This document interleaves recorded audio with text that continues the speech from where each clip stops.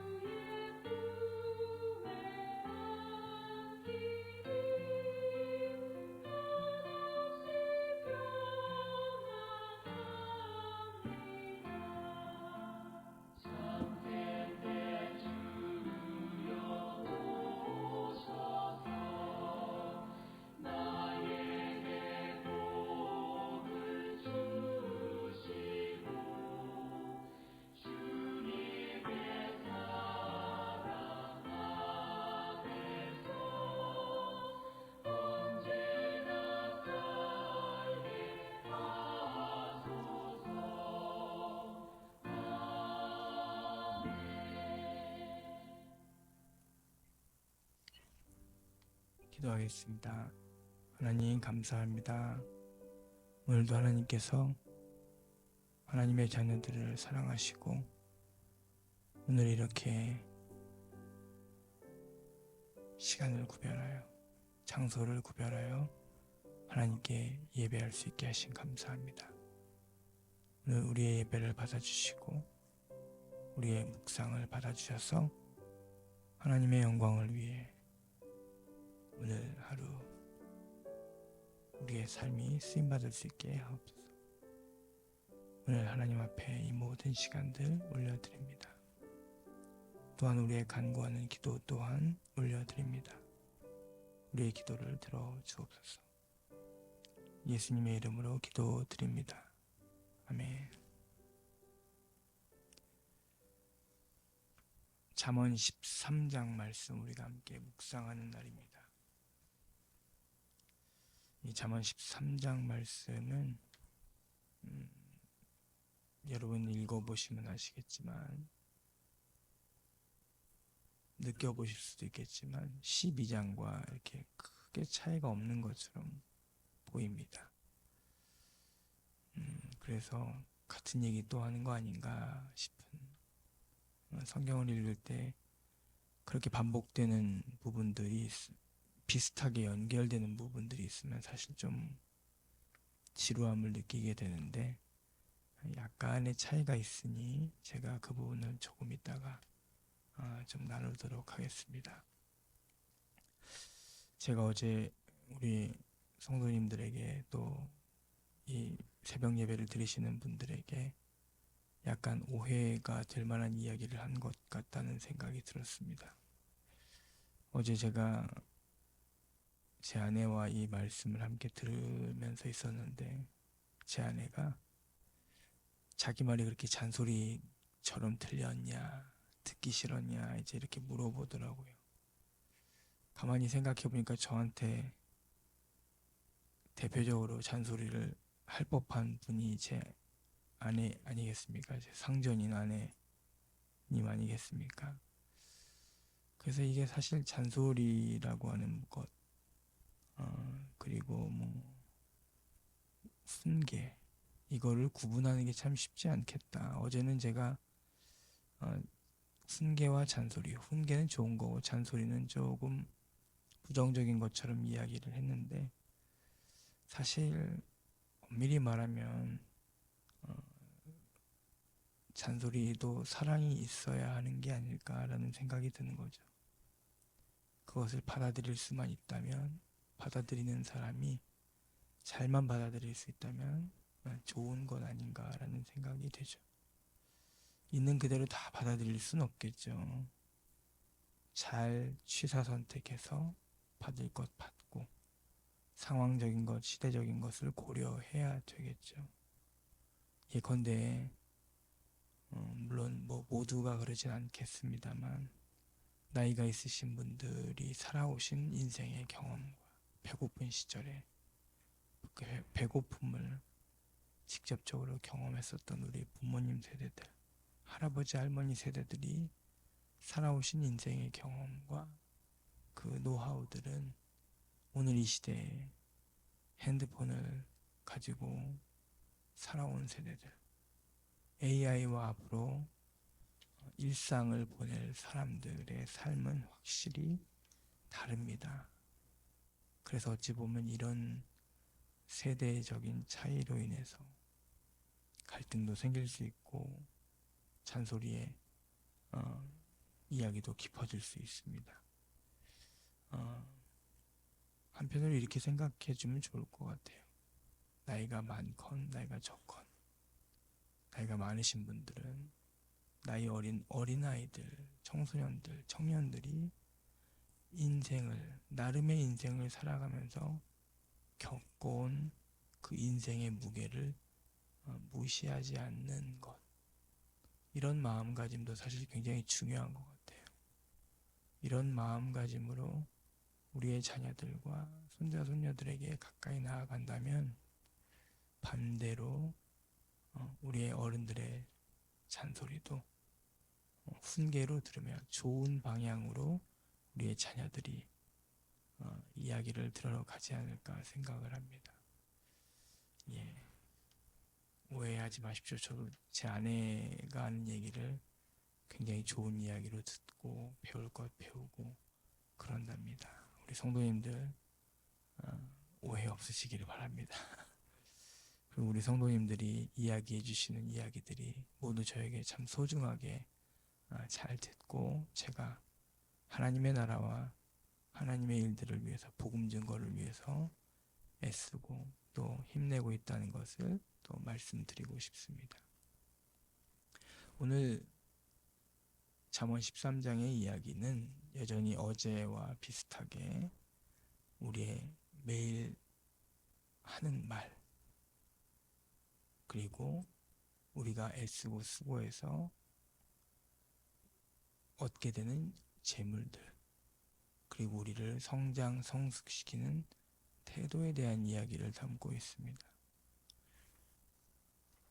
첫 번째 우리가 주목할 부분은 듣는 마음, 그리고 입술에 대한 조심함입니다. 잠언 12장의 경우는 훈계를 좋아하는 것을 당연하게 여기는 방향으로 이야기가 전개가 됐다면, 잠언 13장 같은 경우는 조금 더 적극적인 모습으로의 부모의 훈계를 들어야 할 것에 대한 이야기를 하고 있어요. 심지어는 이 문화적인 것들을 고려해야 되는데, 24절에 보면은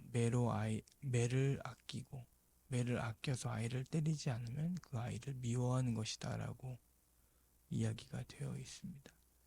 오늘 같은 이 시대에 아이들이 말을 안 듣는다고 매질을 하면 사실 참 이게 문제가 되겠죠. 성경에 있는 이야기가 있는 그대로를 우리가 하게 된다면, 문화적인 것, 역사적인 것들을 배제한 채 이것을 오해하게 될 수 있습니다.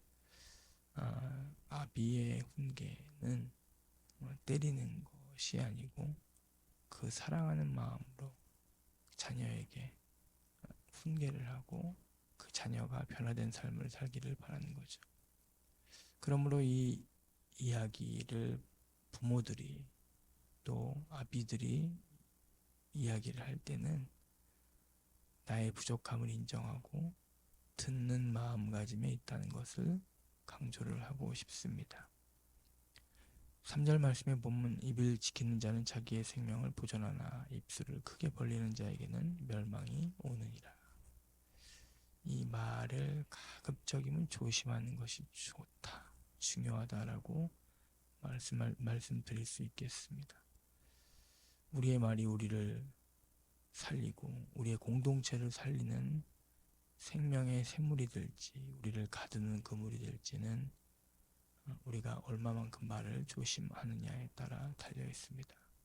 어찌 보면은 말은 안 하면 안 할수록 좋을 수 있지 않을까 이런 생각도 듭니다. 이 13절 말씀을 대하는 두 번째 가치는 이 노동에 대한 부분입니다. 물론 12장에서도 노동에 대한 가치가 등장을 합니다만 노동의 가치, 일하는 것에 대한 소중함을 12장에서 강조했다면 13장에서는 이런 노동을 통해서 벌어들인 재산을 꾸준히 축적하고 보관하는 것, 이런 것에 대한 중요함이 추가되어 있다는 것처럼 보입니다. 그래서 이것을 어떻게 조금씩 잘 모으는가, 그 모으는 것이 얼마나 하나님의 복으로 이끄는가를 이야기를 하고 있습니다.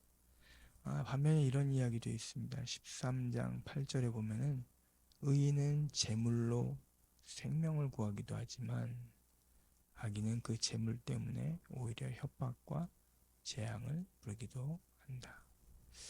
그 재물에 대한 그 가치, 재물을 어떻게 사용하느냐가 중요한 강조점을 두는 본문이기도 합니다.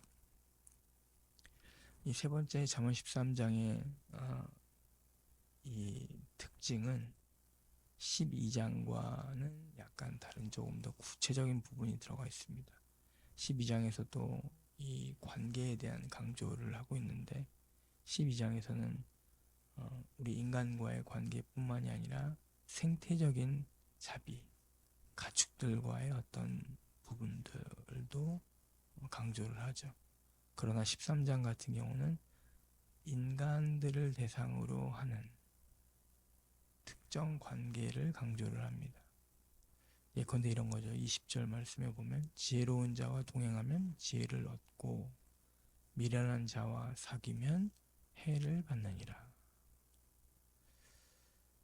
내가 누구와 시간을 보내느냐, 그것이 곧 나의 지혜의 수준을 결정한다는 것으로 볼 수 있겠습니다. 여러분 누구와 시간을 보내십니까? 그분들은 어떤 모습으로 여러분들에게 다가오십니까? 지혜로운 분들과 함께 할 때 지혜가 생깁니다. 저는 예전에는 달리기를 하지 않았을 때는 제 주변에 달리는 사람들이 많지 않았어요. 그런데 달리기를 시작하니까 제 주변에 달리는 사람들만 보이고 달리는 사람들과 조금 더 많이 만나게 돼요. 아마도 이 이치는 모든 부분에서 맞는 것 같아요. 질이 나쁜 사람들과 만나면 질 나쁜 사람들처럼 되는 것이고, 질이 좋고 정말 하나님의 신앙 가운데 있는 사람들과 만나게 되면 그런 사람들을 더 깊게 만나게 되는 것 같습니다. 잠언 13장 14절에서 이렇게 이야기합니다. 지혜 있는 자의 교훈은 생명의 샘이니 사망의 그물에서 벗어나게 하느니라. 여러분, 이 잠언 말씀을 보면 우리 예수님 생각이 나죠. 이번 주일날 말씀이 요한복음 4장에 나오는 사마리아 여인에 대한 이야기인데, 그 여인이 목마르지 않는 생명의 샘을 주십시오라고 예수님에게 구하지 않습니까? 지혜 있는 자의 교훈은 생명의 샘이다.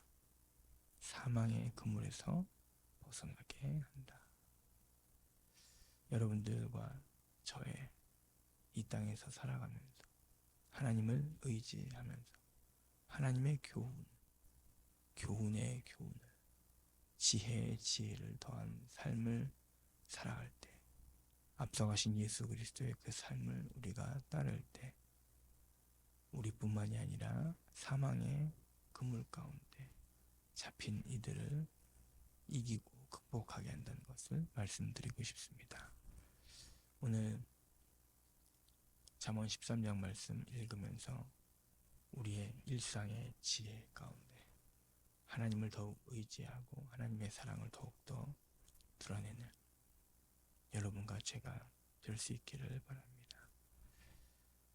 잠시 기도하겠습니다. 생명의 근원이신 하나님, 오늘 우리의 입술에, 우리의 말에 조심할 수 있게 하시고 우리 스스로를 절제하고 우리 생명뿐만 아니라 우리의 관계 속에서 생명을 소중하게 여기는 지혜를 허락하옵소서.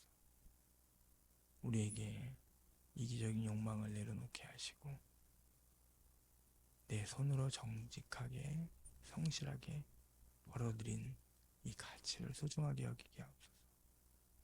교만한 고집을 버리고 누군가 우리에게 훈계를 줄 때 그 훈계를 잘 수용할 수 있게 하시고 적절하게 이 시기에 시대에 맞춰서 잘 수용하게 하시되 훈계를 한 사람과 더욱더 친밀한 관계를 세워갈 수 있게 하옵소서. 오늘도 이 잠언 13장 말씀과 같이 지혜로운 이들과 동행하면서 생명의 가치를 더욱더 드러내며 생명을 살리는 길에 우리로 서 있고 살아갈 수 있고 쓰임받을 수 있게 하옵소서. 주님의 은혜와 사랑에 감사합니다. 참 부활이요 생명 되신 그리고 우리의 생명의 샘 되신 예수 그리스도의 이름으로 기도드립니다. 아멘. 잠언 말씀 읽겠습니다. 잠언 13장. 지혜로운 아들은 아비의 훈계를 들으나 고만한 자는 꾸지람을 즐겨 듣지 아니하느니라. 사람은 입의 열매로 인하여 복록을 누리거니와 마음이 괴사한 자는 강포를 당하느니라. 입을 지키는 자는 자기의 생명을 보존하나 입술을 크게 벌리는 자에게는 멸망이 오느니라. 게으른 자는 마음으로 원하여도 얻지 못하나 부지런한 자의 마음은 풍족함을 얻느니라. 의인은 거짓말을 미워하나 악인은 행위가 흉악하여 부끄러운 데에 이르느니라. 공의는 행실이 정직한 자를 보호하고 악은 죄인을 패망하게 하느니라. 스스로 부한 채 하에도 아무것도 없는 자가 있고 스스로 가난한 채 하에도 재물이 많은 자가 있느니라. 사람의 재물이 자기 생명의 속전일 수 있으나 가난한 자는 협박을 받을 일이 없느니라. 의인의 빛은 환하게 빛나고 악인의 등불은 꺼지느니라. 교만에서는 다툼만 일어날 뿐이라 권면을 듣는 자는 지혜가 있느니라. 망령되이 얻은 재물은 줄어가고 손으로 모은 것은 늘어가느니라. 소망이 더디 이루어지면 그것이 마음을 상하게 하거니와 소원이 이루어지는 것은 곧 생명나무니라. 말씀을 멸시하는 자는 자기에게 패망을 이루고 계명을 두려워하는 자는 상을 받느니라. 지혜 있는 자의 교훈은 생명의 샘이니 사망의 그물에서 벗어나게 하느니라.